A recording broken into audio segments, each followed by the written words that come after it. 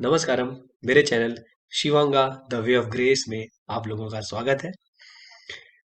तो जो ये सीरीज चल रही है भारतीय संस्कृति को पुनर्जीवित करने वाली, इसके अंदर मैं एक वीडियो सीरीज ऑलरेडी बना चुका हूँ। हम मंदिर क्यों जाते हैं।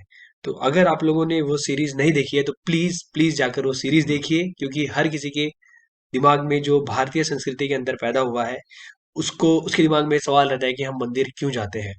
मैंने अच्छे से कोशिश करी है कि मैं वहाँ पर हर एक एस्पेक्ट के ऊपर बात करूँ और लोगों तक वो मेरी बात पहुँचे। तो ज़रूर आप जाकर देखें और लोगों तक भी वो चीज़ पहुँचाएँ कि आप मंदिर जा क्यों रहे हैं, क्योंकि हमारे ऊपर बहुत सारे सवाल उठाए जाते हैं कि ये मूर्ति पूजा कर रहे हैं, ये ऐसा कर रहे हैं, मूर्ति को जल चढ़ा रहे हैं, बहुत सारी चीज़ें हैं।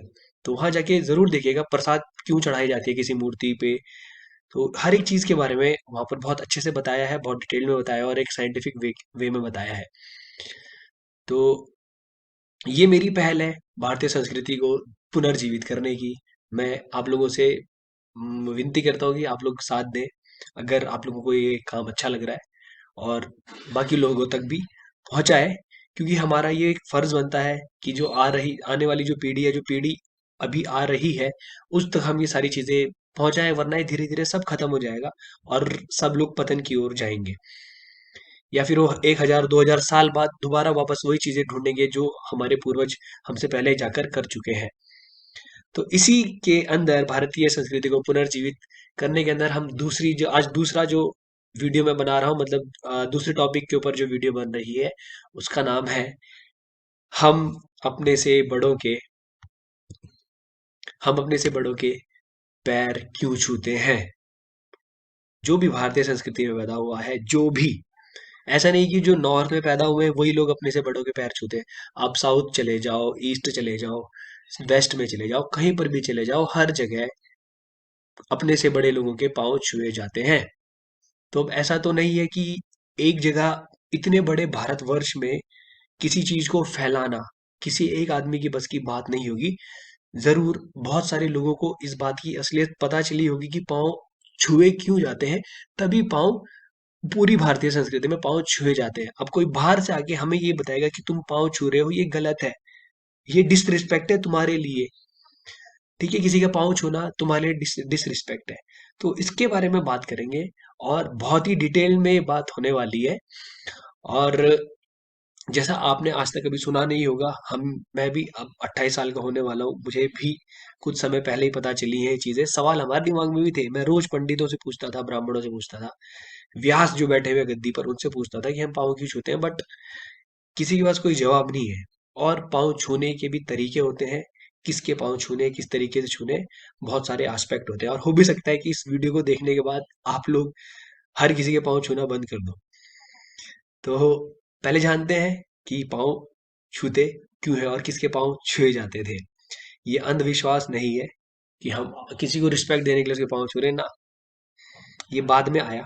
लेकिन अब चलते हैं कि अपने से बड़ों के पैर क्यों छूते हैं। इसके जानने से पहले हमें ये जान लेना चाहिए कि हमारे शरीर के अंदर कुछ चक्र होते हैं।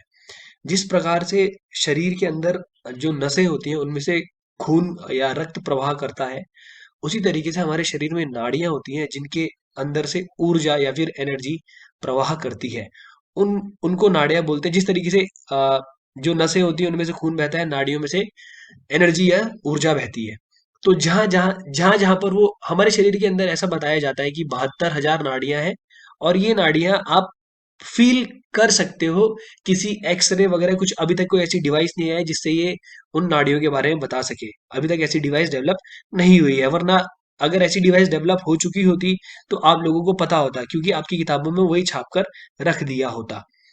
ओके, आपकी किताबों में भी छपा नहीं है तो इसलिए आपको मालूम नहीं कि आपके शरीर के अंदर 72,000 नाड़ियां हैं। रामदेव बाबा हर दिन टीवी पे सुबह बोलते हैं कि 72,000 नाड़ियां हैं।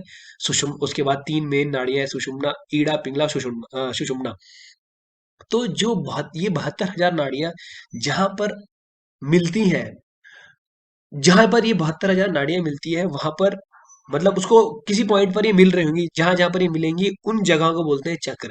तो हमारे शरीर में अगर आप अपने पूरे शरीर की बात करोगे और शरीर से हल्का सा बाहर की भी बात करोगे तो 114 चक्र होते हैं, जैसा कि सदगुरु बताते हैं, जिनमें से 112 आपके शरीर के अंदर होते हैं, 2 शरीर के बाहर होते हैं, और 112 में से 4 चक्र ऐसे होते हैं जिनके ऊपर आपको काम करने की जरूरत नहीं है, बचे 108। 108 चक्र पे आप काम करते हो, इसलिए आपने देखा होगा कि माँ दुर्गा के 108 नाम है। भारत में शक्तिपीठ देखोगे तो 108 है। ऐसे बहुत बहुत 108 बार आप माला जपते हो। तो ये 108 चक्रों पर आप काम कर रहे हो, 112 पर आप काम नहीं करोगे। 112 पर काम करने की जरूरत नहीं है, 108 पर काम करोगे तो जो बाकी 4 बचे हैं ये भी अपने आप एक्टिवेट हो जाते हैं, और उसके बाद जो बाकी जो शरीर के बाहर है वो भी एक्टिवेट हो जाएंगे। अगर 112 हो गए तो वो भी एक्टिवेट हो जाएंगे। खैर उसके बारे में तो हम बात नहीं करेंगे क्योंकि उसका एक्सपीरियंस मुझे भी नहीं है। जो मैंने सुना है मैं आपको बता रहा हूँ। इसके बाद हमारे शरीर में मुख्य 7 चक्र होते हैं जिनके बारे में आपको मालूम होगा। मूलाधार, स्वादिष्ठान, मणिपूर्णिका, अनाहत, विशुद्धि, आज्ञा और सहस्रार। ये मेन चक्र होते हैं, और ये यहाँ पर इस डायग्राम की मदद से आप देख सकते हो, हर जगह ये अवेलेबल है। अब मैं यहाँ से एक चीज आपको बता देता हूँ कि कोई भी मुंह उठा के यूट्यूब पे कह देगा कि मैं आपका चक्र एक्टिवेट कर दूंगा, इस चक्र एक्टिवेट करने के लिए ऐसा करिए वैसा करिए। ऐसे बेवकूफों की बात बिल्कुल ना सुने। आप अपने शरीर में ऐसी बीमारी लगा लोगे जिसके बारे में आपको पता ही नहीं चलेगा। जो डॉक्टर है, डॉक्टरों के यहाँ पड़े रहोगे, हजारों करोड़ों हजारों लाखों रुपए गंवा दोगे अपने। तो चक्र एक्टिवेट करना इतनी आसान कोई बात नहीं है। कोई भी मुंह उठा के यूट्यूब पे कह दे कि मैं तुम्हारा चक्र एक्टिवेट कर दूंगा, बिल्कुल नहीं, बहुत बड़ी बेवकूफी होगी। तो जो 7 मुख्य चक्र हैं, अब देखो ये 7 मुख्य मुख्य जो चक्र हैं। अच्छा, आप लोग यही बोलोगे कि ये जो मैं बातें यहाँ पर कर रहा हूँ, मेरा जो मेन सोर्स ऑफ इंफॉर्मेशन है वो है सदगुरु। और मेरे हिसाब से उनसे ज्यादा इस समय पर आपको कोई अ, उनसे ज्यादा कोई कोई सोर्स ऐसा है नहीं उनके अलावा जिस पे आप भरोसा कर सकते हो। सब वो हाईएस्ट सोर्स मेरे हिसाब से हाईएस्ट है, क्योंकि मैं पिछले 3-4 साल से रिसर्च करता हुआ आ रहा हूँ। ठीक है, और अब आपको बाकी जगह भी ये टेक्स्ट मिल जाएगा अगर आप देखना चाहोगे। तो ये जो 7 चक्र हैं, ये जो 7 चक्र हैं, कहते हैं कि जो हमारे पैर होते हैं उन पैरों में ये सातों चक्र मैनिफेस्ट अपने आप को मैनिफेस्ट करते हैं। आपको ये जो 7 चक्र हैं उन तक पहुंचा जा सकता है पाँव के माध्यम से। अब यहाँ से मैं एक आपको एग्जांपल देता हूँ कि चक्र तक पहुंचना क्यों है। चक्र तक पहुंचना क्यों है। आपने बचपन में भारतीय सीरियल देखे होंगे, तो जब कोई तपस्या करता था और किसी भगवान से वर वर मांगता तो भगवान ऐसे करते थे तथास्तु, और हाथ से कुछ निकलता था। तो हाथ से कुछ शक्ति निकलती थी।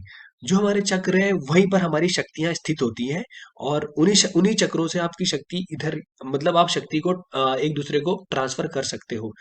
तो सदगुरु बताते हैं कि जब आपके जो चक्रास हैं वो मूव करते रहते हैं, और अगर आपकी चक्रों के ऊपर मास्टरी है तो आप एक दूसरे को एनर्जी ट्रांसफर कर सकते हो। तो इस तरीके से हाथ से भी आप एनर्जी ट्रांसफर कर सकते हो। देखना, आपको दोबारा जाके ध्यान से देखना, वो जो टीवी सीरियल होंगे, कोई भी सीरियल उठा के देखना, उसमें चक्र वो ऐसे करके वो देते हैं, वरदान देते हैं, तो यहाँ से कुछ एनर्जी निकलती है। वो शक्ति ही होती है जिस जो दूसरा बंदा रिसीव करता है।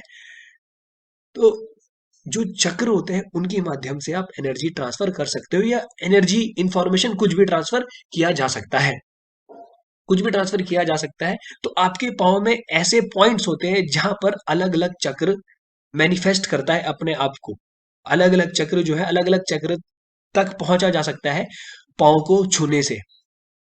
तो लेकिन पाँव अब कोई जो इंसान है जिसकी एनर्जी के ऊपर मास्टरी है, वही आपको इस बारे में बता सकता है कि कौन कौन सी जगह पर जो चक्र है वो मैनिफेस्ट कर रहे हैं, और आपको उस जगह को किस तरीके से छूना है। ठीक है, पाँव जो हमारे पाँव हैं उनसे आप उनसे आप एनर्जी ट्रांसफर कर सकते हो। एनर्जी ट्रांसफर करने के लिए पाँव जो है बहुत जबरदस्त चीजें हैं। इसीलिए अगर आप शंकराचार्य की रचना देखोगे तो उन्होंने गुरु पादुका स्तोत्रम लिखा है। उसमें देखोगे तो आप अपने गुरु के चरण कमलों की बात करते हैं, क्योंकि वहीं से उसको हर एक चीज मिली है। क्योंकि पाँव में हर एक चीज स्थित है। ओके। और अब जो पाँव छूते हो आप, केवल हाथ से छूते हो, पाँव से पाँव तो नहीं छूते, क्योंकि पाँव की कैपेबिलिटी नहीं है चीज को उस तरीके से एब्जॉर्ब करने की जिस तरीके से हाथ एब्जॉर्ब कर सकते हैं। तो हमारे जो हाथ है उनमें भी कुछ ऐसे पॉइंट होते हैं जिनसे अगर आप उन पाँव को छुओगे पर्टिकुलर पॉइंट्स पर, तो आप वहां से एनर्जी एब्जॉर्ब कर सकते हो। बट भाई एनर्जी भी तो वही दे सकता है जिसकी एनर्जी के ऊपर मास्टरी हो। जिसके पास पैसे होंगे वही तो दे सकता है। जिसके पास अपनी एनर्जी पे मास्टरी नहीं है, वो आपको किस तरीके से एनर्जी देगा। तो ये जो पांव छूने वाली परंपरा थी, ये गुरु और शिष्य के बीच में हुआ करती थी। वो गुरु जिसको अपनी एनर्जी बॉडी पर, एनर्जीज पर, या अपनी ऊर्जा पर जो महारत जिसको महारत हासिल है, वो एक तरीके से अपने शिष्यों को बोलता था कि आकर मेरे पैर छुओ, और फिर गुरु उसको कुछ ना कुछ उस समय प्रदान करते थे, शक्ति प्रदान करते थे। पैर छूने का इतना सा ही मतलब होता है। और आज की डेट में ये हमारे हाथों में भी कुछ ऐसे ऐसे पॉइंट्स होते हैं जहां पर आप, जिनके माध्यम से आप वो एनर्जीज को एब्जॉर्ब कर सकते हो। तो गुरु के पांव छुए जाते थे, या फिर कोई ऐसा इंसान जिससे आपको आशीर्वाद लेना है। आशीर्वाद वही तो दे सकता है जिसके पास कुछ हो देने के लिए, जिसके पास कुछ है ही नहीं। कोई आदमी आपका, मतलब हमारा कोई बड़ा रिश्तेदार है, शराब पीता है, बीड़ी पीता है, कुछ भी करता है, आप उसके भी पाँव छू रहे हो। मतलब मैं किसी चीज के खिलाफ नहीं, हाँ उनके उनका आप आदर करते हो तो बिल्कुल आप छू सकते हो, बट वो आपको दे नहीं सकता कुछ। क्योंकि पाँव छुआ जाता है एनर्जी लेने के लिए, कुछ अच्छी वाइब्स लेने के लिए। तो जब सामने वाले के पास वाइब्स नहीं है तो वो आपको क्या देगा? नहीं दे सकता। हाँ, अगर आपको उसकी रिस्पेक्ट के लिए आप उसके पाँव छू रहे हो तो मैं उसके खिलाफ नहीं हूँ, बट मैं आपको एक चीज बता रहा हूँ। ठीक है? तो पाँव इसलिए छुए जा रहे हैं, लेकिन छूने, एक गुरु ही आपको बता सकता है कि पाँव को किस तरीके से छुआ जाना चाहिए। पाँव को किस तरीके से छुआ जाना चाहिए। ठीक है? अगर आपने किसी के पाँव छुए भी नहीं तो उससे कोई फर्क नहीं पड़ता। मम्मी पिताजी लोग कहते थे कि पंडितों के पाँव छूने चाहिए। ठीक है, छुओ, बट भाई एक जो रियलाइज्ड आदमी है उसके पाँव छूने चाहिए, और उसके पाँव आपको पता भी होना चाहिए कि पाँव किस तरीके से छूने चाहिए। ओके? तो ये तो था कि हम पाँव क्यों छूते हैं। अब पाँव किसके छूने चाहिए आप डिसाइड कर सकते हो। आप डिसाइड कर सकते हो, है ना? आपकी मर्जी है। मैं किसी को कुछ नहीं बोलूंगा कि आप किसी के पाँव मत छुओ, आपकी मर्जी है। और मेरा तात्पर्य केवल इस चीज से था कि मैं आप लोगों तक ये इन्फॉर्मेशन पहुंचाऊं। इस वीडियो में अगर देखोगे तो किसी एक पर्टिकुलर तरीके से ये सदगुरु का पाँव है, सदगुरु ने पाँव रखे हुए हैं, और she is taking blessing from him. अलग तरीके से जो मैंने वीडियो देखी थी सदगुरु की, तो उसमें वो बता रहे थे कि अगर मैं आप लोगों को बता दूंगा कि पाँव किस तरीके से छूने चाहिए, तो आप लोग तो मेरे को जमीन में रहने नहीं दोगे, मैं नीचे गिर जाऊंगा, क्योंकि हजारों लोग मेरे पाँव में गिर जाएंगे।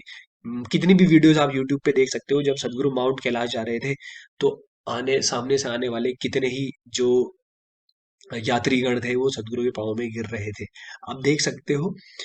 तो इन्फॉर्मेशन केवल इतनी सी है कि पाँव किस तरीके से छुए, आ, पाँव क्यों छू रहे थे, किस तरीके से छुआ जाता है मेरे को भी नहीं पता, बट पाँव छूते क्यों है ये मेरा आप लोगों तक मेन मोटिव था पहुंचाने का। अब जो अगली वीडियो, आई होप कि मैं आप तक अपनी बात पहुंचा पाया हूँ और कुछ क्लैरिटी आप लोगों को मिली होगी। अंधविश्वास नहीं है किसी के पैर छूना। इतनी बात ध्यान रखना, भारत के अंदर कोई भी चीज अगर हो रही थी तो उसके पीछे कोई अंधविश्वास विश्वास नहीं है, उससे बड़ी कोई साइंस नहीं है।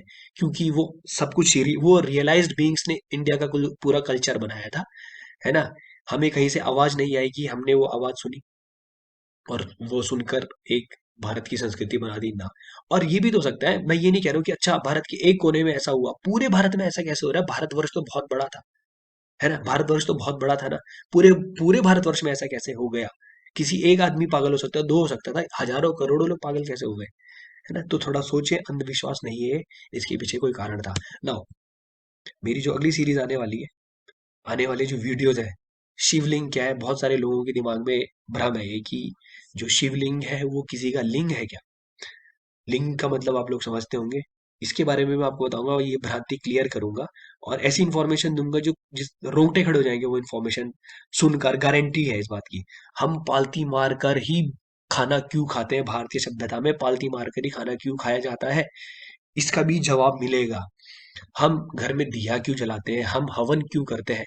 साइंटिफिक जो साइंटिस्ट आज प्रूव कर रहे हैं ना, तुम्हें मैं वो रिसर्च की भी आर्टिकल दिखा दूंगा यहाँ पर। हम अपनी पैर भगवान की मूर्ति की ओर क्यों नहीं रखते? कई कहानियां तुमने सुनी होंगी कि भगवान तो चारों ओर है, चाहे भगवान की मूर्ति यहाँ हो। मतलब वो कहते हैं ना कि एक बार कोई बाबा जी गए, मंदिर में बैठे तो उन्होंने शिवलिंग की तरफ पाँव करे हुए थे, तो पुजारी आया, उन्होंने पाँव उठा के दूसरी तरफ करे उस बाबा के, तो उधर भी शिवलिंग प्रकट हो गया। भाई ये सब बेवकूफी है। मैं बताऊंगा कि मंदिर में जो मूर्ति रखी है या घर में कोई आपने प्राण प्रतिष्ठित मूर्ति रखी है, उसकी तरफ आप पाँव क्यों नहीं करके सोते, या उसकी तरफ आप पाँव क्यों नहीं करते? हम केवल सिर ही उसकी तरफ क्यों करते हैं? बहुत जबरदस्त इसके पीछे साइंस है, वो मैं आपके सामने रखूंगा बातें। तो अगर वीडियो अच्छी लगी हो तो लोगों तक जरूर पहुंचाए। और ये जो मेरा क्या बोलूं मैं, से एक रिवॉल्यूशन लाने का मेरा सपना है, मेरी पहल है, उसे लोगों तक पहुंचाए। तो मिलते हैं अगली वीडियो में, तब तक के लिए नमस्कारम, धन्यवाद।